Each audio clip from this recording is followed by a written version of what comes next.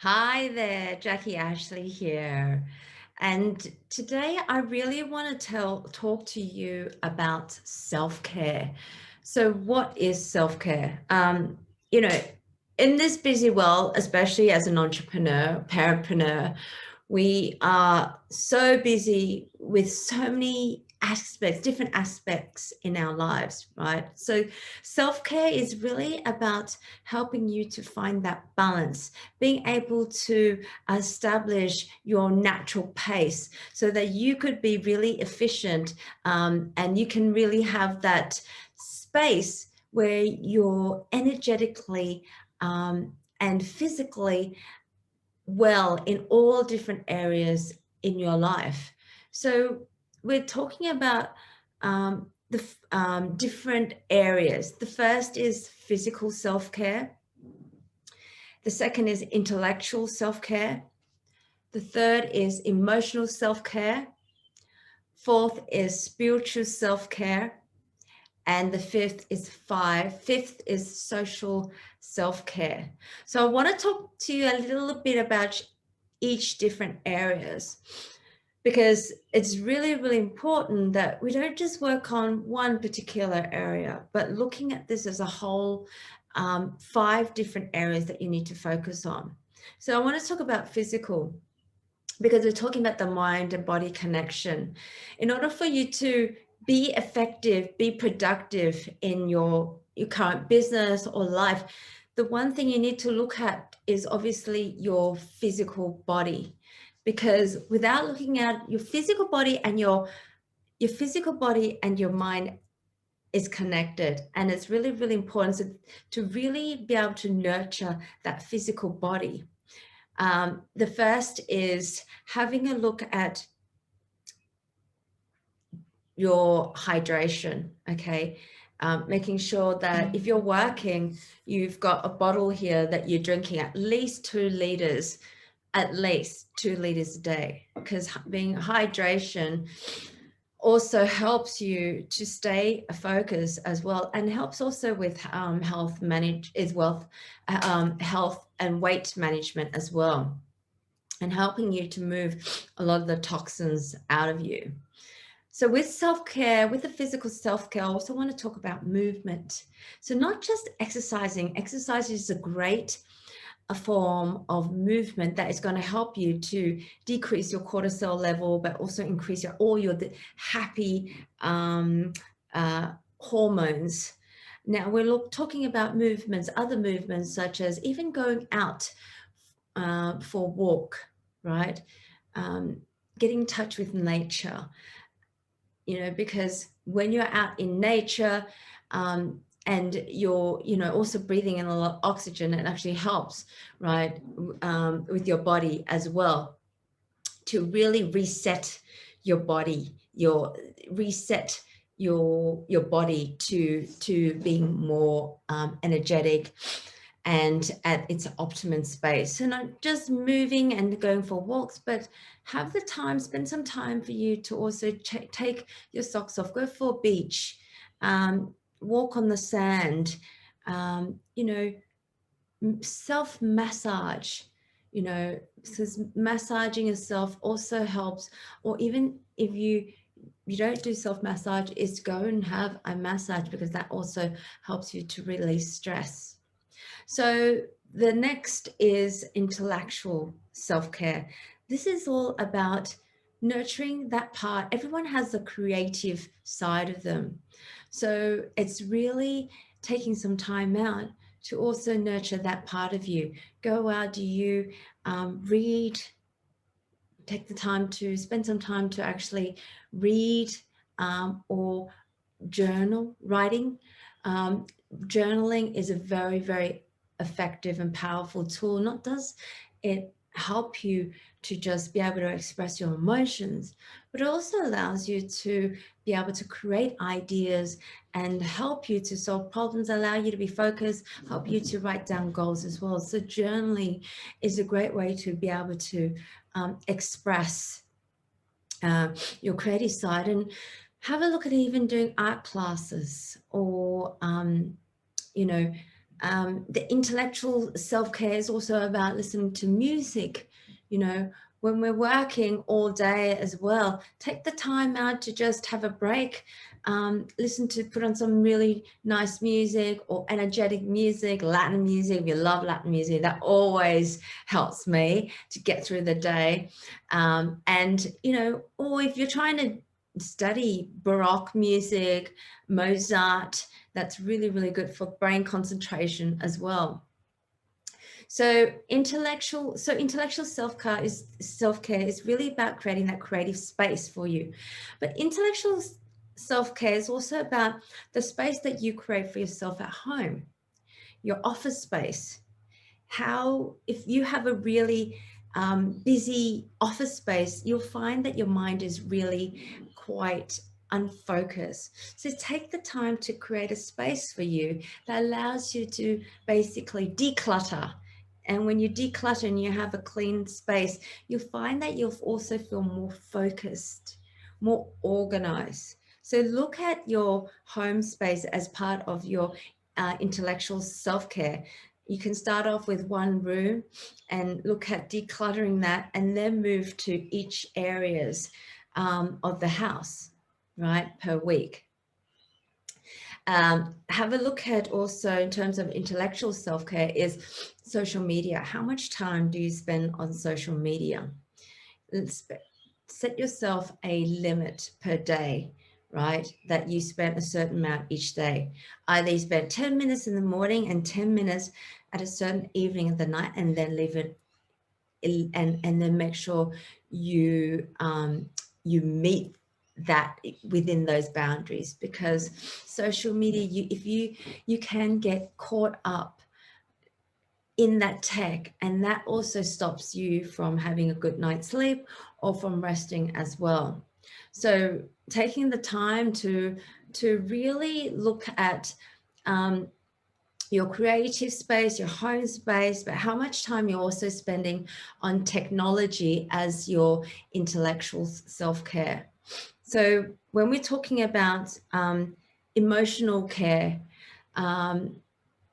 this part is really, really important, is your mindset, because 80% is really, really about your mindset, and 20% is about your skill set within your work. So having a really positive mindset can make a really big difference in how you stay productive. Certain words, look at the language that you're using in your head.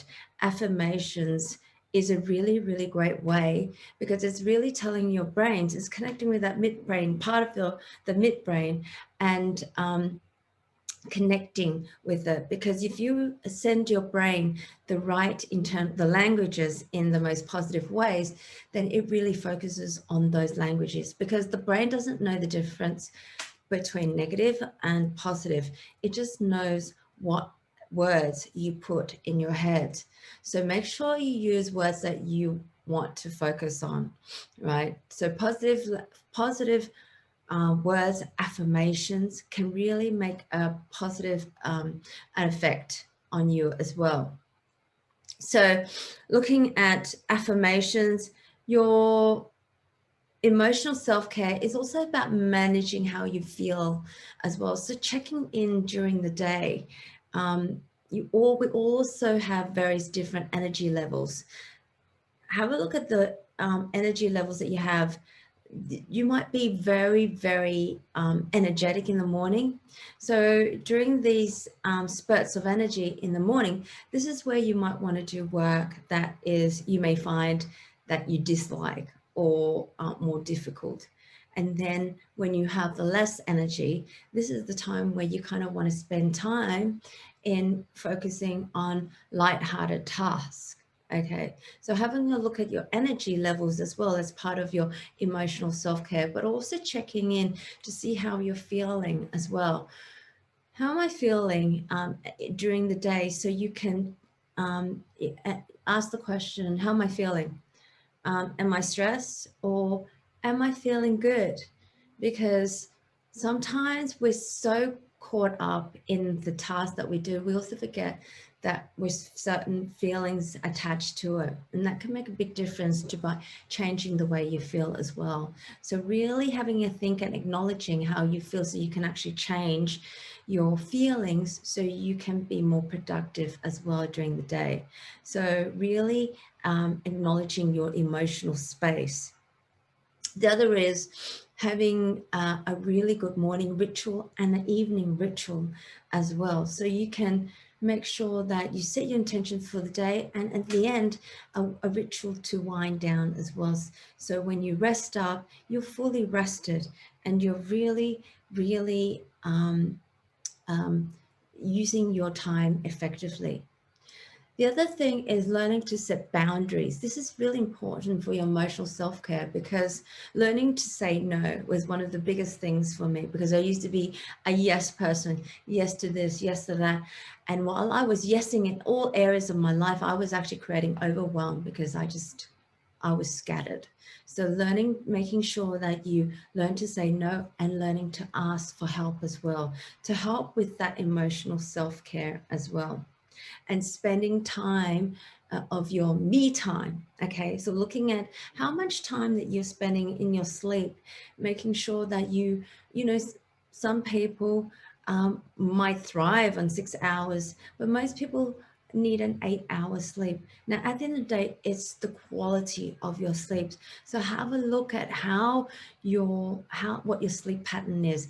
If you're not having a great sleep, then you need to also look at your evening rituals. You know, what are you doing beforehand? Are you taking 1 hour to wind down before you go to sleep so you can have a good nice sleep? Or are you checking your social media just before you sleep? Because that also can stimulate your brain as well. So that will make it really difficult for you to go to sleep. So making sure you're aware of this as well. Okay, the next is spiritual self-care. When we're talking about spiritual self-care, it's really about adopting practices, mindfulness practice, but more importantly, meditation. Meditation is not just great for mindfulness and emotional self-care, but it's also a great way for you to really be able to connect with your spiritual self, your higher self, as some, and allowing you to really be able to connect with yourself. So take the time to spend the time to meditate either in the morning or in the evening. You can set 10 minutes or 15 minutes. What I usually do is I set myself 5 minutes in the morning and I set my intention for the day. So that really kickstarts the day. And then before I go to sleep, I do like a 20-minute meditation. Helps me to wind down, but really allow me to really connect with myself as well, and be focused. So yes, so spiritual self-care also includes manifestation. If you ever heard of visualization, visualization is a very, very powerful tool to help you to manifest the things that you want in life. Now, what visual does is that it connects to that, again, the mid part of the brain, which sends images to show your brain that this is actually what I want, or this is. And if it shows the brain that, you know what, I've already done this and it feels great, your brain knows that this is really, really easy. It basically puts this in the comfort zone and allows you to be able to make things happen. So yeah, so that is also part of your spiritual self-care. Now, the fifth that I want to talk about is called social self-care. This is about allowing time for yourself to spend time with family and also friends.